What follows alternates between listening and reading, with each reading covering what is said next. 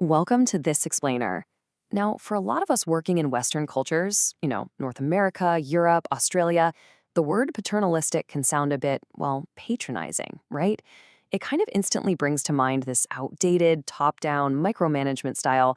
But today, we're going to objectively unpack why paternalistic leadership is actually a surprisingly powerful, deeply human, and globally dominant leadership model. Okay, let's dive into this. Listen to this observation from a Turkish worker who immigrated to the United States, which was shared in a Harvard program on negotiation study. He said, "I now find myself longing for that attention. American managers are disinterested and distant." Honestly, that completely challenges our Western biases, doesn't it?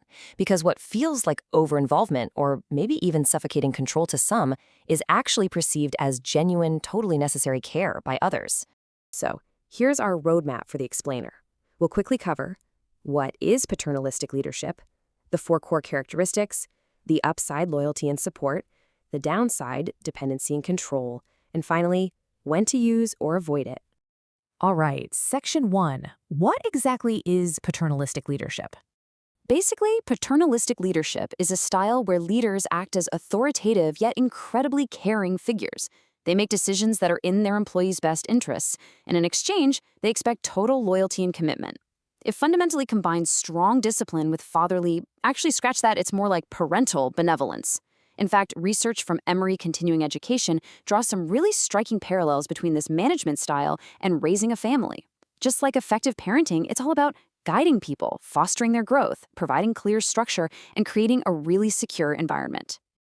Moving right along to Section 2, the 4 core characteristics. Now, what's really fascinating here is how these 4 traits actually balance each other out. You have authoritarianism. The leader holds absolute authority and, expects compliance. But that is carefully balanced by benevolence, a genuine, individualized concern for the employee's well-being. Then there's morality. The leader absolutely must demonstrate superior ethical integrity. They basically earn the right to lead by how they live their own lives. And finally, personal involvement. This means really knowing the individual, asking about their family, understanding what's going on in their life outside of work. It's control, sure, but it is anchored by deep, genuine care. And look, this leadership style isn't just some fringe theory. It is globally dominant. Data from the massive Globe cross-cultural study, specifically looking at Indonesia, highlights this perfectly. In cultures with high power distance, which just means hierarchical structures are heavily respected, and high group collectivism, the data shows this leadership style is a perfect fit. It creates this highly secure, productive environment where the leader provides the nurturing and followers respond with compliance and respect. Section 3, the upside, loyalty and support. Let's ground this with a real-world example. Think about IKEA under its founder, Ingvar Kamprad. He built the entire company around Swedish family values. He didn't isolate himself, he ate in the employee cafeteria, he actually knew people's names, and he lived the exact same frugality he expected from his staff. That kind of ethical modeling and real personal support translated directly to massive long-term employee retention. People stuck around because they genuinely felt the company cared about them as human beings. To make this even clearer, contrast transactional management with paternalistic support. In a purely transactional, everyday setup, if an employee has a personal life crisis, the manager might just hand them a pamphlet for an HR hotline, sort of a hope you feel better, HR can help approach. But under a paternalistic approach, a leader actively and personally steps in. They might look at you and say, "I know your spouse is sick, drop everything and take the day." That kind of active, personal support cements deep, unbreakable trust. Section 4, the downside, dependency and control. And this brilliantly illustrates the central tension of the whole model: deep loyalty versus stunted autonomy. High support is wonderful, obviously, but it can unintentionally create a huge dependency. If the leader makes all the big calls, well, employees might never actually learn to figure things out on their own. It severely limits independence, and it can bog down rapid decision-making when the whole team has to rely on the parent for every single green light. So the risks here are pretty significant. It stifles independent innovation, it creates that heavy dependence on the leader, plus it is notoriously hard to scale. I mean, a leader can genuinely know and mentor 15 people, but definitely not 1,500. And there is a massive risk of favoritism when personal relationships drive management decisions.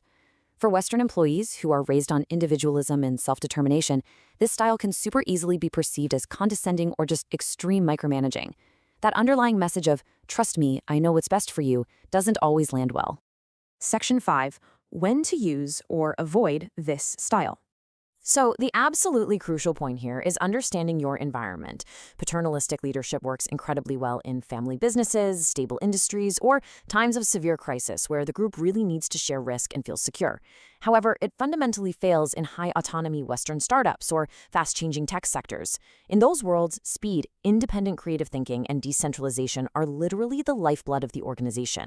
But wait, before you write this off entirely for the modern tech world, there's a fascinating application happening right now.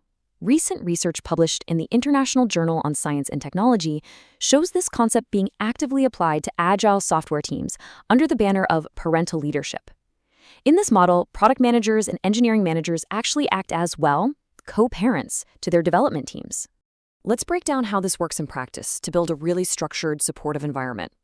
You've got the product manager focusing on the external stuff, the vision, the strategy, the market. Meanwhile, the engineering manager focuses entirely on the internal, execution, code quality, and team health. Jointly, they perform these modern paternal duties. They align the team goals, they nurture individual growth through mentorship, and crucially, they shield the team from organizational chaos and disruptive external noise.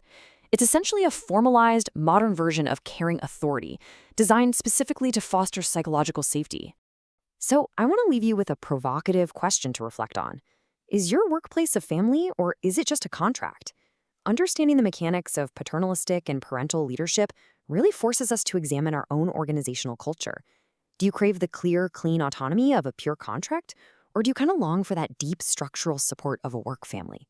Honestly, the answer might just change how you view your boss or how you lead your own team. Thanks for joining us for this explainer, and keep learning.